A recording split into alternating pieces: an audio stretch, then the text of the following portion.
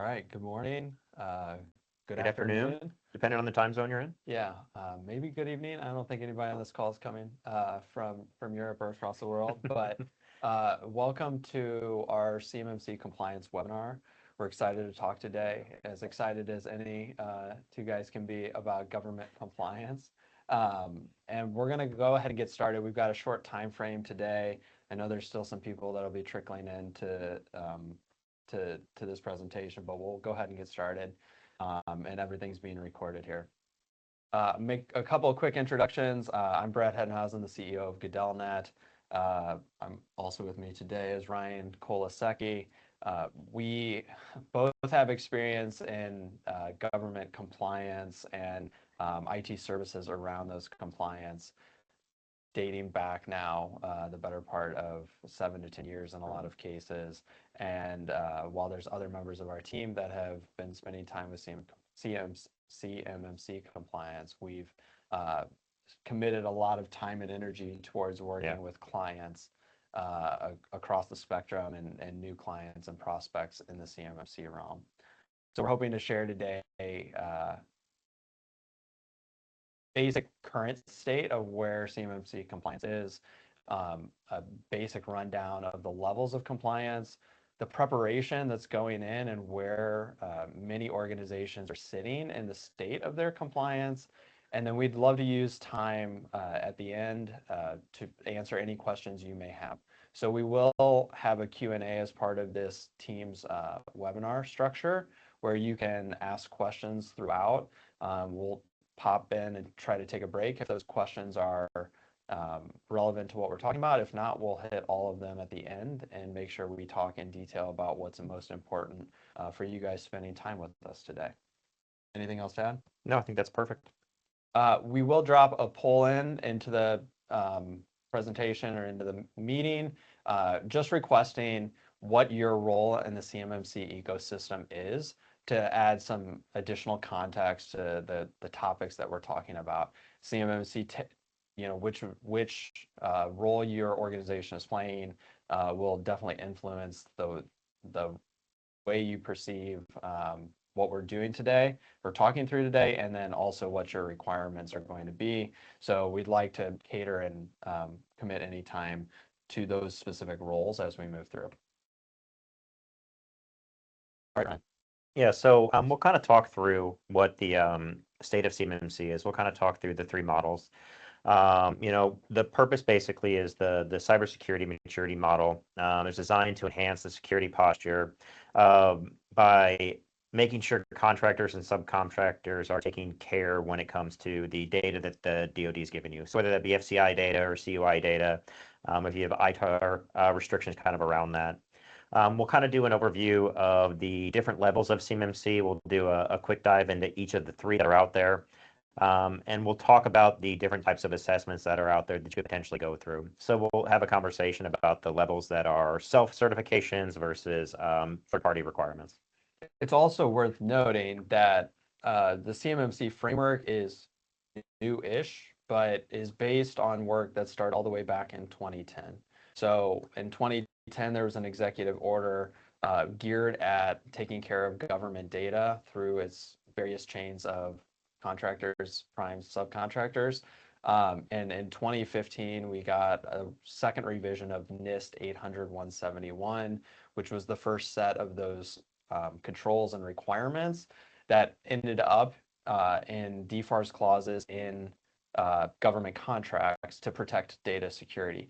CMMC is the evolution of those requirements and is really a recognition that the self-reporting, self-attestation model, just trying to align people with NIST, did not have enough structure and enough teeth really behind it for what the government was trying to achieve in protecting highly sensitive data that flows through the supply chain. So while CMMC was issued and originated in 2020, and we've been on a 5-year journey towards seeing it through to completion, and it is coming. It is not something that necessarily is new, and it is also, if you've been in that supply chain and just seen who we have on this call today, several organizations are primes, a couple are subs, These requirements are not new. These are what any DFARS clause has required of your business working in the DoD supply chain in the DIB for really the last 15, 16 years. So that's why there's a lot of talk, consternation, frustration, excitement, all of the range of emotions associated with CMMC because it's not new, but there's a lot. Obviously, the structure is that I guess the pressure is ratcheted up. Yeah, and the main purpose of this is, to make sure you're protecting that FCI data and that CUI data. Some of the other terms that you might have seen out there that calls out that data is your FOUO data. That was a term used before CUI was put into place. You might also have your sensitive but unclassified, your SBU data, and some of the other data that's out there are your log files and things of that nature, which are your secure protected information, that security protected information that's out there. So what we're going to do is we're going to talk through some of the updates here from the CMMC process. Brad kind of mentioned those a little bit, kind of where we stand currently and what recently is out there based off of what CMMC looks like today and what we can kind of expect for the future here. So I think the biggest thing to kind of make sure that we're all aware of here is that the CMMC process has been passed. The biggest thing that we're waiting for is the Title 48 CFR. That's what's pending approval. That's kind of the biggest thing that's out there right now. And, when it comes to what's currently in place, and this is always a moving target. So currently out there inside of the SPURS system, you have the ability to put in a level 1 self-assessment. Basically, it's a simple answer, yes or no. The other portion that you have is you can update your self-assessment for your level 2. Requirements with that are making sure that you have your POAMs and your SSP inside of that as well. And with that, you also have to have a senior management member give an attestation that this is exactly what we said we did with that self-assessment. And the most recent one that was put in place in the SPURS system just about a month ago gave you the ability to simply upload that NIST assessment. And the reason they did that was because it gives you the ability to not have to have that attestation from a senior level management inside of the organization. So if we kind of go through and we look at the timeline here that's based off of what the Title 48 puts in place. So basically, there was a rough window that we thought that this was going to be passed in May of 2025, and obviously we're past that. So we're still kind of waiting for that Title 48 to be put into place, that rule to be finalized and passed. After that happens, there'll be a 60-day grace period for the publication to kind of review those types of things. And then based off of that is kind of where we start falling into the timeline. So once that's passed, the timeline is basically there's a 12-month period that's put into place where applicants can start working towards those level 2 certifications. You could start seeing the requirements in those level contracts, whether you be working directly with the DoD, whether you're a subcontractor. We've even had some contractors that are seeing these in there now that are based off of the initial DFARS clauses that are out there. But basically, the estimated timeline there is basically 12 months to get that attestation out there in place for level 2. And then after that, there's a 24-month phase for level 3 to kind of come into place. And basically, the full implementation of all of this is 36 months after the 60-day probationary period of the 48 title being passed. I think said differently, and I think this is where CMMC has either kept people waiting or lost a lot of people. Right. Is over the last really 12 to 24 months, some of these dates have been slated and expected and talked about, and then have just perpetually moved and moved and moved. That's why the whole process has now taken 5 years. But the trigger for CMMC and the finalization of the framework was published in December of 2024. So the final piece of Title 48, where it actually triggers it showing up in contracts, is really pending any day now. It has slid, as Ryan mentioned, but we don't expect it to slide. It certainly will be out before the end of the year. And then from a clock perspective, the 12 months in phase 1 is really where we expect most organizations will have to start attesting or having hard conversations around not attesting. And when you know that the process to comply with CMMC, depending on where you are, in the journey, we'll talk about that in a little bit, is 12 to 24 months. The clock is certainly ticking right now for every business. And where we've worked with a lot of organizations over the last year or 2 years to slowly prepare, or we'll say take baby steps towards CMMC, we're really much more to the point now where we have to be walking pretty aggressively or even running towards the finish line on what these controls require. There's just too much work and there's too many steps in the process to not be moving pretty aggressively at this point. All right, we'll talk through the levels and then we're going to talk through the journey overall.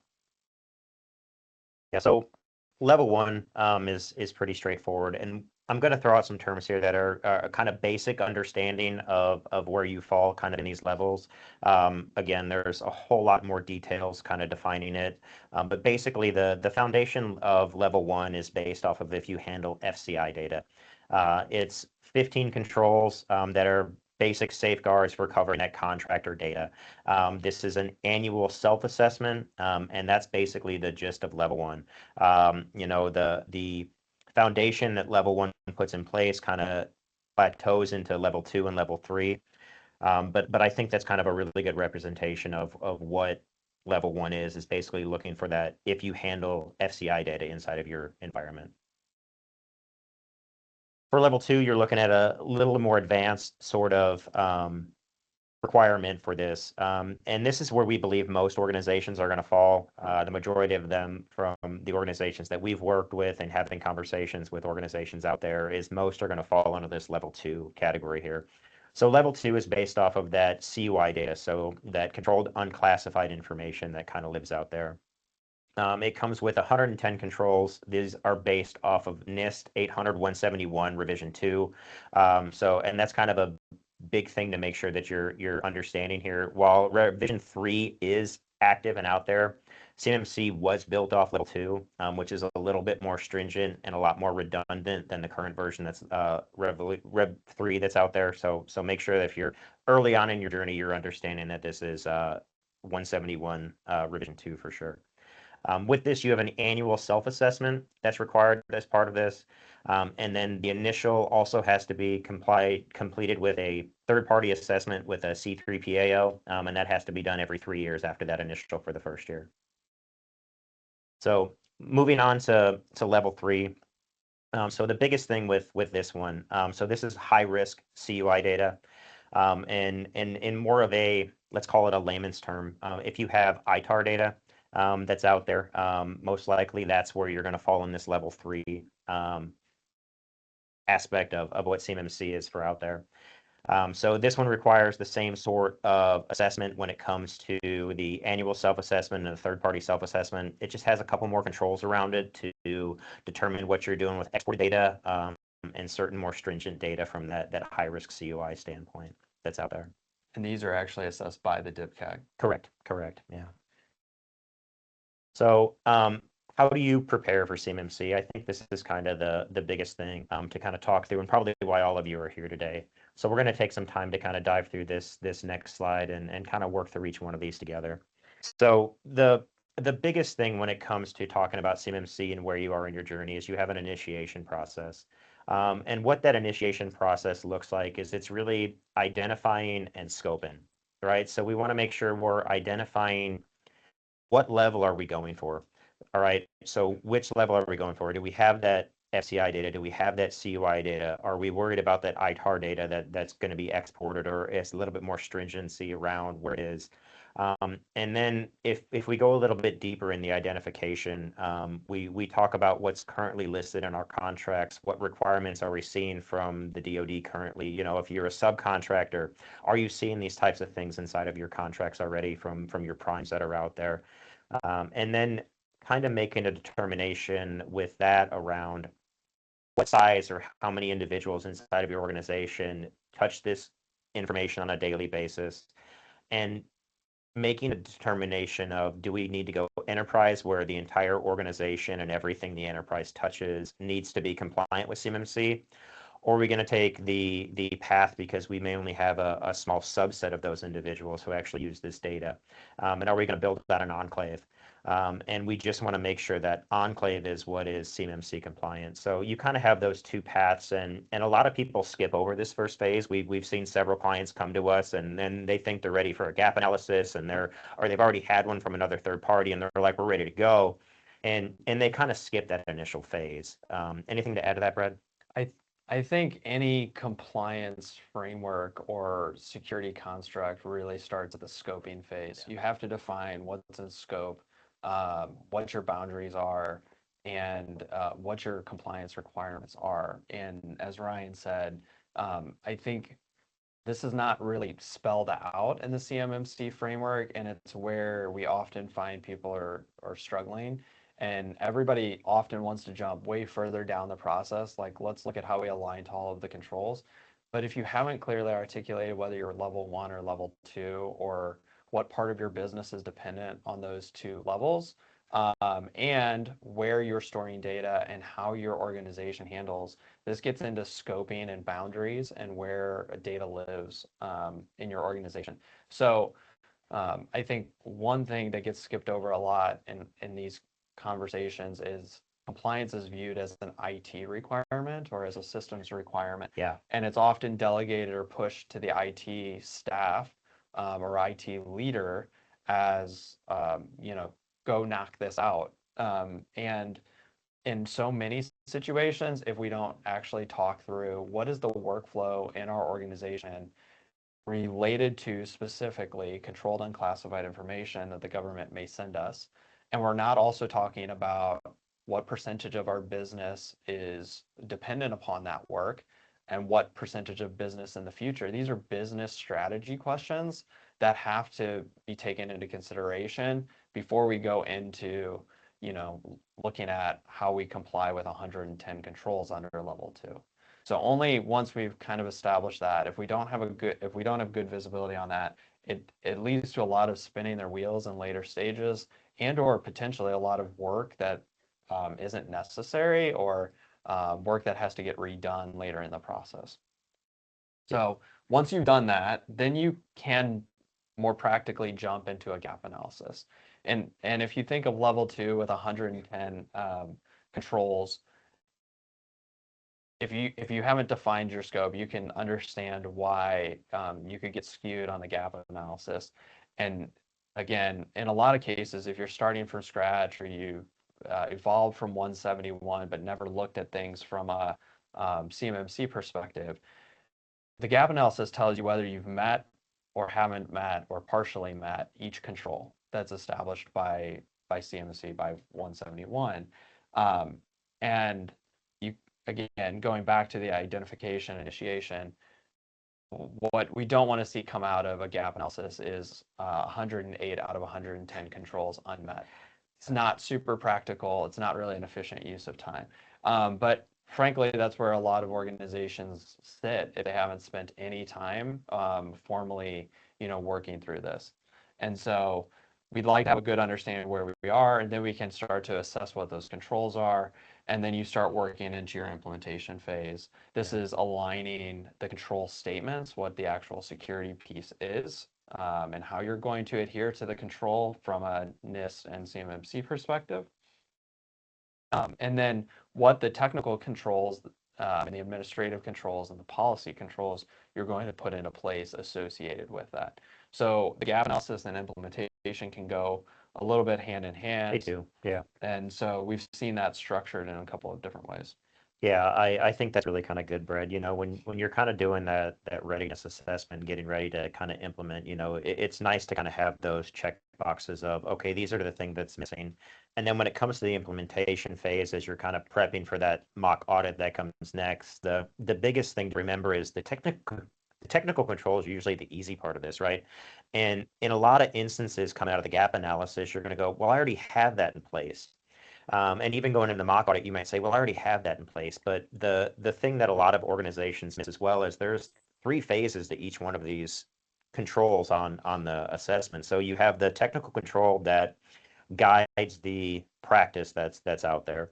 And then you have a written policy or procedure that says, hey, this is what I'm doing. And then you have to provide evidence to that, right? So whether that be screenshots or multiple things of diving through. And I'll give an example that we see a lot of organizations miss that's come out of some of the mock audits that we've been parts of, is making sure that you have a clearly defined user list and what that access for each user looks like. A lot of them say, well, here's everything that comes out of Active Directory, or here's everything that comes out of Entra ID. And what they are told then is, well, how are we making sure that this lines up with what we have from a employee standpoint?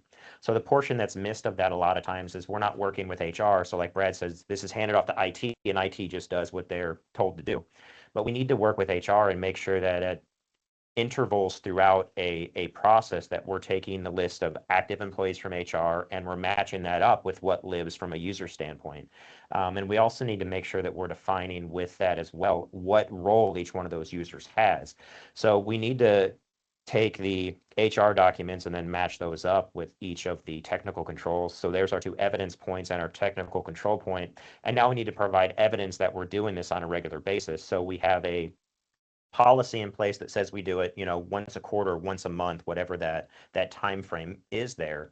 And then we actually have proof of, hey, we've done this, we've audited and we've kept logs of these changes over time. Okay, here's our evidence. So when it comes time for the mock audit, we have those things collected. And then as we move past the mock audit into that actual certification process, that should be the easy part of this, right? What the mock audit with that self-assessment is there for is to help you get all of those pieces in place and prep. So when the third party comes in, you just hand them this entire conglomeration of all of your controls and your policies and your evidence, and it should be a fairly easy process. Yeah, and this is a really, um, I think this is pretty unique overall in terms of the way CMMC has been established. So, what Ryan's saying is the third-party assessors are really expecting 98 or 99% of the work to be completed. Yeah. Not necessarily before the contract is signed, but before they will go through their assessment. And so in this situation, a lot of the work is happening throughout this journey, but the mock audit really serves as what, if you are familiar with other compliance frameworks, usually that audit at the end is where you're putting all of your evidence together, you're submitting it, you're pressure testing it, you're following up. And in this situation, a lot of the work is being done in the self-assessment mock audit phase, and then the C3PAOs are expecting to come in and have everything already done. So I think that's maybe a common misconception when we get into these conversations with folks. Because classically in a compliance framework, you do a lot of work building up to an audit, and then the audit is a lot of work in and of itself. And in these situations, in a lot of cases, that the audit should be the very final step. So there's a lot more work, time, effort, and dollars spent in the readiness, the implementation, and the mock audit. Yeah, I think that's good. And I think it's also worth mentioning too, coming out of mock audit and kind of going into that C3PAO, if we specifically look at what CMMC is, so coming out of that mock audit, you should have your SSP created, and you should have your POAMs created as well. And with that, when it comes time for that third party assessment, you're okay to not have certain things met inside of CMMC as long as they're scores with a 1 or below a 1, basically. So inside of CMMC, every one of those NIST controls has a point value based off of it.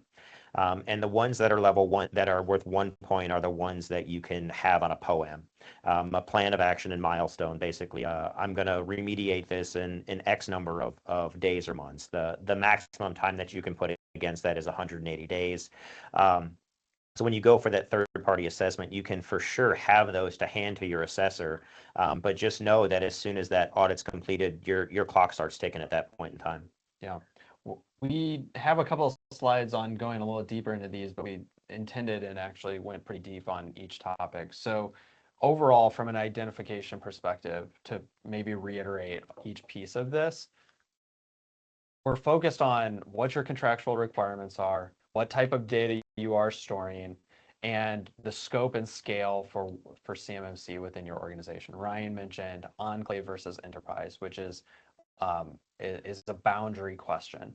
are you and your organization only handling CUI and FCI with a small subset of your employee base? If so, we may be able to help from a boundary perspective really limit the scope that CMMC applies to. That's the enclave or the smaller footprint. Or organizations are going enterprise-wide, which means everyone in their organization largely is going to comply with the requirements of CMMC. It stands to reason that enclave should be a more cost-effective approach than enterprise, but there's really a lot to consider.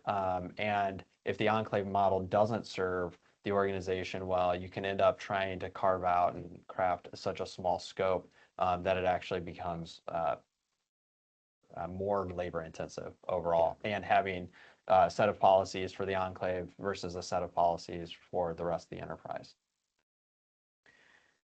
From a gap analysis perspective, we throw this term around a lot and we've used it in a lot of compliance frameworks, but ultimately you're assessing where are we at currently, what do we need to be at the end from an ideal state or a compliance state or a met state on a control by control basis. That's the gap analysis, and identifying what that gap ultimately is. And the outcome of that is identifying all of your unmet controls. So the amount of work you've put into NIST compliance in general, organizations that have undergone something like a SOC 2 Type 2 audit should have some controls that are more easily transferable to CMMC as well. So it's not uncommon for an organization that has had a compliance focus on some, whether it be PCI, HIPAA, SOC 2, to come to the table with more MET controls. Implementing controls is, to Ryan's point, the policy, the technical control, and then ultimately evidence would come in the mock audit phase. But what do we need to do? How are we doing it? And how do we prove on an ongoing basis that we are doing it? Some of these controls are really easy. A timeout setting on a browser or on a workstation. Yeah. That's a really easy technical control. It's easy to put into policy, it's easy to implement, and it's easy to create evidence of that configuration. Many of them are not that easy, right? And they require coordination between many stakeholders, an employee handbook or a policy, or just a lot more goes into each of those controls. So while they are 110, 30% of them you can knock out and may already have implemented within your organization. 30% of them are going to take some work, and then like the last third is going to take just a tremendous amount of effort. And we see a lot of not struggle, challenge, but difficulty implementing that last third, especially where it impacts the rest of the organization. Yeah, the end user impact in changes are probably the biggest ones, especially if you're going that enterprise model, and that's kind of a deciding factor of the enterprise versus enclave position that organizations take, is what's the impact on my end users? How is this going to disrupt their daily workflow? And is it needed for everybody in the organization? If you have 80% of your workforce that touches this data, it is for sure. If you only have 10% of your organization that touches the CY data, the enclave might be the best path forward. It really kind of goes back to that first phase of scoping this out and understanding what I need to have happen. Yeah. Overall, the documentation, Ryan talked through this. These are required documents and required sections. So there's a very prescriptive format for an SSP. We don't go deep into software and tools, but there's a handful of platforms built for CMMC and NIST compliance. There's many platforms in the GRC space that help you manage compliance across multiple frameworks. A lot of these platforms will help articulate what the control is. They may even offer suggestions on what your control language is or technical controls that need to align, and they help you manage it so you're not doing this all in a Word document or an Excel document. These platforms generally are pretty good, and we've seen a lot of progress made throughout them. But the ultimate outcome, you must have a system security plan that articulates all of your security controls. Again, POAMs are a pretty controversial topic around CMMC. They have always been a part of the NIST framework and every Always. NIST compliance, and CMMC has really chopped down what a POAM can be and how long it can remain outstanding. And then ultimately, your policies and procedures have to be documented across the organization. The self-assessment, again, we talked through this at a couple of levels. Yeah, I definitely think it's worth mentioning again, though. You know, we talk with lots of organizations who have different opinions on mock audit versus self-assessment, and I think what it boils down to is, you know, we're strong proponents of that mock audit versus doing this from a self-assessment standpoint, especially when it comes to prepping for the third-party audit. And the reason being is a lot of organizations don't have the discipline or the self-control internally to say, you know, for CMMC, these controls are black and white. You know, there is no partially met when it comes to that third-party audit. By that point, it's 100% or it's zero. And I think it's really important to really focus on, if you find a partner that you're going to work with and they're going to make recommendations for a mock auditor to come in, that's where you can really dive into the controls that you have, and they're happy to review the policies and procedures you have, and that's where they can really work with you to make sure that everything you have going into that full assessment is what it needs to be, so that assessment's super easy and straightforward. And ultimately, that leads you to the actual assessment with your C3PAO. So there's a number of designations throughout the CMMC framework. Our organization has many individuals that have pursued and completed the registered practitioner designation. There's a RPO, which says the organization at large has done that. And then there's a couple of other designations, but ultimately there's a limited number of C3PAOs that are authorized to complete these assessments on behalf of DIPCAC. And finding one and getting on their schedule, this is both a scheduling and a preparation process. So in walking through that entire journey that we laid out, this is the ultimate destination, but we have to be obviously preparing and kind of stacking our responsibilities as we move through this. We've got a couple of things on where we start, and then we'd like to open it up to questions and answer anything that the folks on the call want to ask. So feel free to pop those in the Q&A section right now. Overall, wherever you are on the journey, whether it's, again, we didn't give these easy numbers, that might have been easier, but whether you're just getting started and you're trying to figure out where your scoping and boundaries are, whether you've done a gap analysis or you're maybe stuck there, not knowing how to turn those into implementation, the real implementation of technical controls or policy controls, or you think you're ready for a mock audit, finding a readiness partner that can help walk you through those first 3 phases confidently and get you ready ultimately to the point of the mock audit. So the role we believe we play is getting people ready and up to the point of the mock audit, and then providing ongoing services after from a managed IT perspective. So the cyber controls that have to be implemented, the technical controls, the segregation of duties, helping write policies, helping understand how your workflows are, even from the initial standpoint, helping you build your boundaries out, helping you build data flow diagrams of how CUI data enters your environment and making sure you understand where it all is, you know, basically for all the way up to that mock audit partner phase, just like you said, Brad. Yeah. And then ultimately bringing in a third-party assessment partner for the mock audit and the actual assessment. The actual assessment has to be done by a C3PAO. Mock audits can be done by a C3PAO or somebody that doesn't quite have that designation, which is totally fine. We've worked with a number of assessment partners to do mock audits and seen tremendous value. And that's really, you know, the stack of documentation that's going to be passed onto the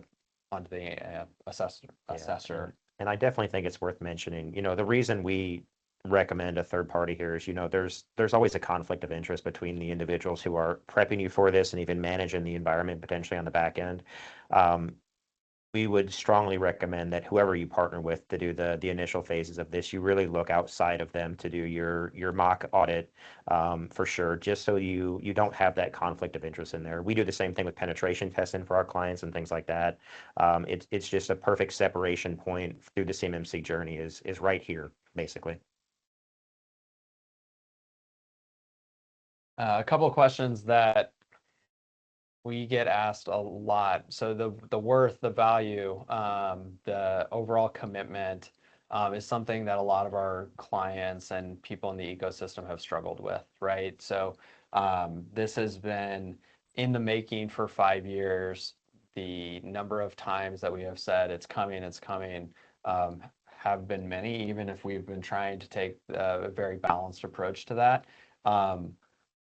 But what we see from the people that are pursuing it is they do see the business value in getting assessed and complying with CMMC, whether they are competing for work in the DoD right now, or they're planning for a future world where there will be less prime and subcontractors capable of doing this work. That that is, I mean, it's coming. So people are making those investments right now. And there have been at least 40 organizations that have gone through, gotten assessed this year, and many more that are in progress right now. And then I think, Ryan, we answered this earlier in terms of your whole environment. There's really two different models and approaches. And that all has to be defined on a kind of a cost and a risk base. Yeah, I think that's really big. When you're really kind of talking about, and that's one of the biggest questions we get, do I have to do my entire environment? And the way that I usually have organizations go about that is, you start from a business standpoint, start with talking about the business. What impact does this have on revenue? What's it going to cost me to go enterprise?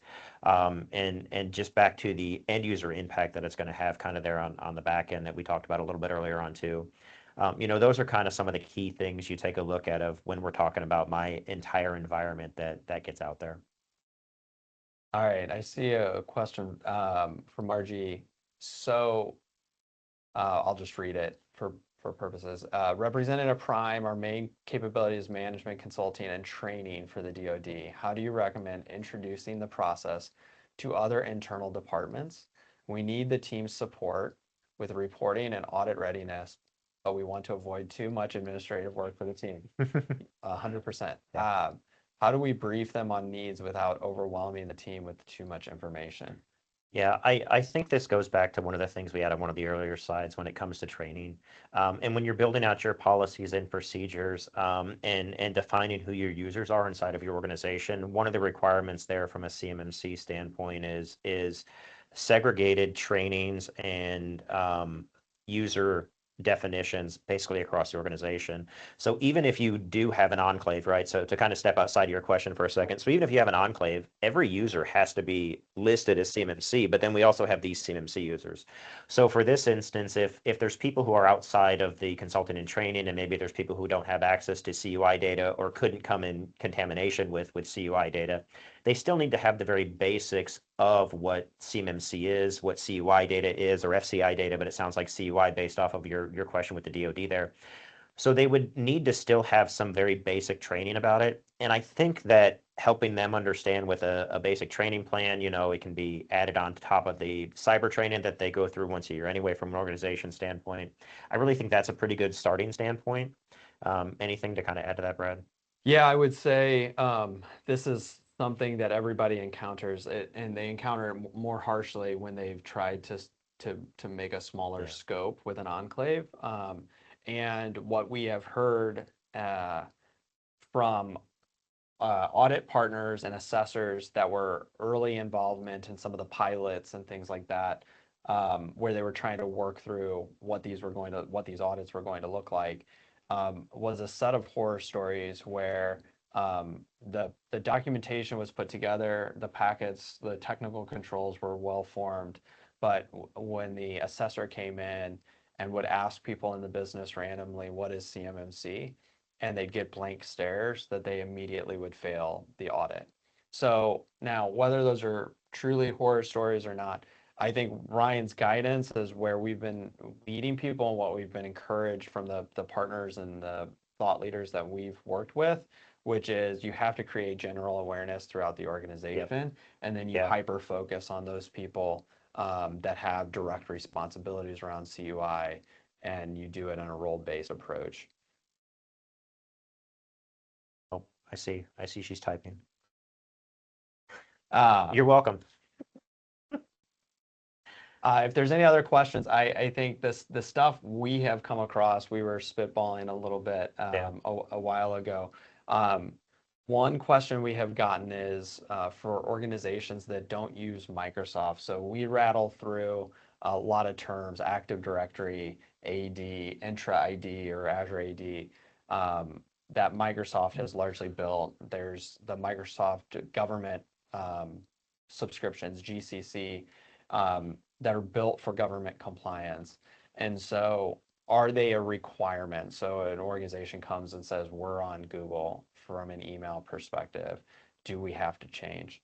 The short answer is no, you don't Yeah. have to change. There has been one Google environment that has passed the C3PAO third-party audit. But the caveat to that is while Google's cloud and their email platforms and where they store documents are FedRAMP certified and they meet all the compliance needs, it's a lot more difficult to make the devices that attach that network um, compliant as well because you have to use third-party tools to do so. It's not impossible by any means, but it's usually more time-consuming and more costly to do so.